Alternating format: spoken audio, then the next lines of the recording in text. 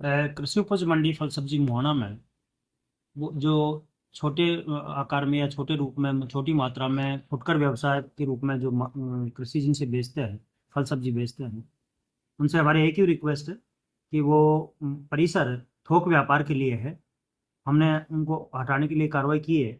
वो अपने अपने जगह पे जाके शहर में जहाँ भी बेचना चाहें बेचो, यहाँ आके जमावड़ा नहीं करें, अव्यवस्था नहीं फैलाए और भविष्य में भी दोबारा ऐसी गतिविधि नहीं करें कि जिससे कि व्यापार में हमारे व्यवधान पैदा होता हो और हमें बेमुश्किल बिना अर्थ के काम के कार्रवाई करनी पड़ती है।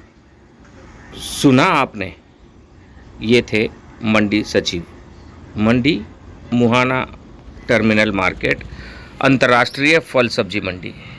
अंतर्राष्ट्रीय फल सब्जी मंडी का मतलब है कि यहाँ देश विदेश से सब्जियाँ फल बिकने आते हैं और यहाँ थोक विक्रेता बैठते हैं। उनका लाइसेंस के तहत यहाँ आवंटन किया जाता है और उस स्थान पर वे अपना व्यापार चलाते हैं।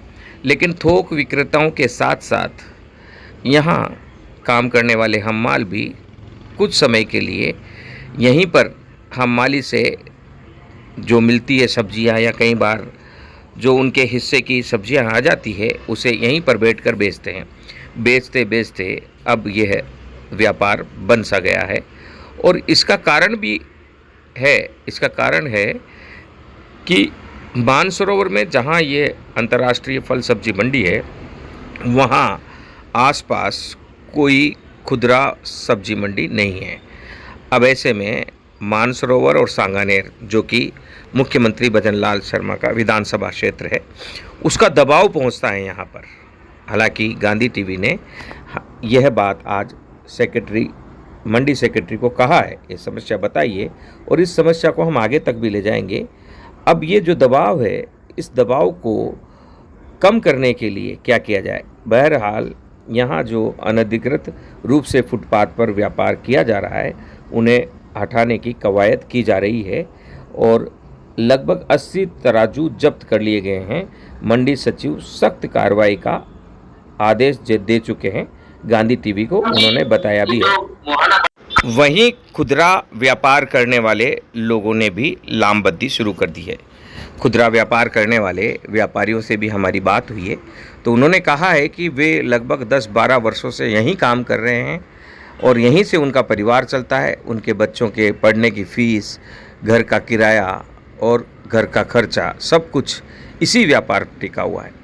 ऐसे लगभग 1000 लोग हैं। ऐसे में गांधी टीवी के सामने और सरकार के सामने और प्रशासन के सामने एक यक्ष प्रश्न है कि इन 1000 लोगों को किस प्रकार से यहाँ से बेदखल किया जाएगा और ये जो बेरोजगार हो जाएंगे बेदखली के बाद तो उन्हें रोजगार कहाँ दिया जाएगा।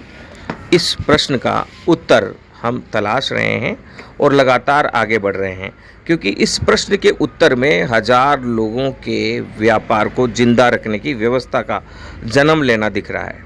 हम लगातार आगे बढ़ रहे हैं। पूरी कवर स्टोरी सुनिए और जो यहाँ फुटकर व्यापार कर रहे हैं वे लोग क्या कह रहे हैं वह भी सुनिए। प्रशासन क्या कह रहा है, मंडी सेक्रेटरी क्या कह रहे हैं वो भी हमने बता दिया है। ये जो मोहाना मंडी है, इस मंडी में आपके लोग व्यापार कर रहे हैं, कितने लोग हैं और कब से ये लोग यहाँ व्यापार करके अपना परिवार चला रहे हैं? 10 से 12 साल से कर रहे हैं और यहाँ कम से कम 1000-1200 आदमी है जो हम इसी से अपना गुजारा बसर करते हैं।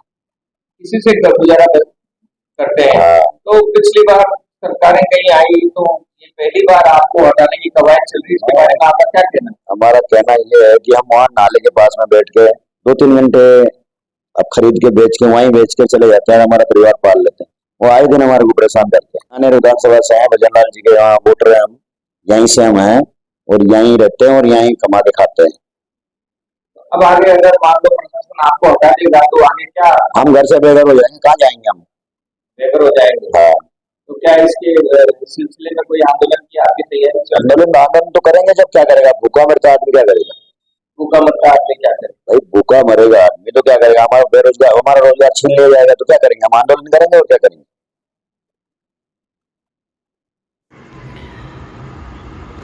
अब यह टकराव की स्थिति पैदा होती नज़र आ रही है। वहीं कुछ व्यापारियों का यह भी कहना है कि एक ही जगह पर भीड़ लगाने से इस मंडी की विकास में बाधा उत्पन्न हो रही है, अव्यवस्थित रूप से विकसित हो रहा है। अर्थात जो अन्य फेज़ हैं वहाँ व्यापार हो ही नहीं रहा।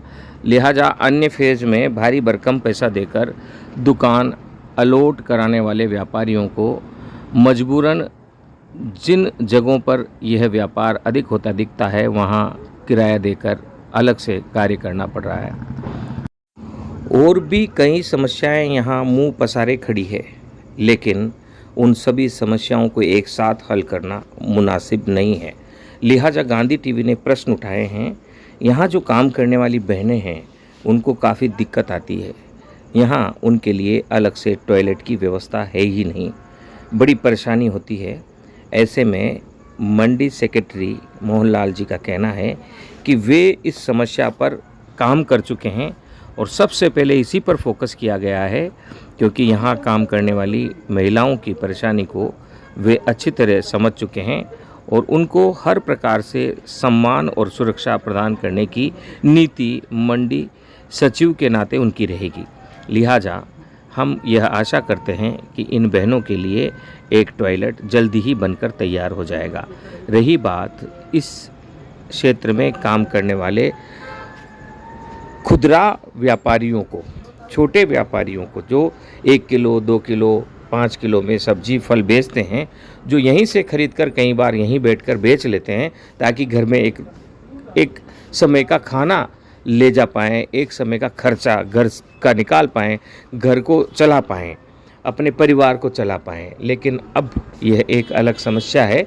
गांधी टीवी बराबर प्रशासन से भी बात कर रहा है और मंडी सचिव तक भी हमने ये बात पहुंचाई है, लेकिन उनके हाथ बंधे हुए हैं। एक दबाव है यहाँ से फुटकर व्यापारियों को हटाकर दूर भगाने की, दूर भेजने की। वहीं उनके सामने ये भी है कि इन फुटकर व्यापारियों का आगे भविष्य क्या होगा। कानूनी राह कोई निकले उसके लिए एक मीडिया को लगातार काम करना पड़ता है, सकारात्मक रूप से काम करना पड़ता है। इसी दृष्टि से गांधी टीवी ने इस वीडियो को उठाया है और वह फेज़ जहां हजारों लाखों रुपए लगाने के बाद भी, दुकानें अलॉट होने के बाद भी व्यापारियों को निराशा देखने को मिल रही है, उनकी मायूसी अब झलकती सी नज़र आ रही है।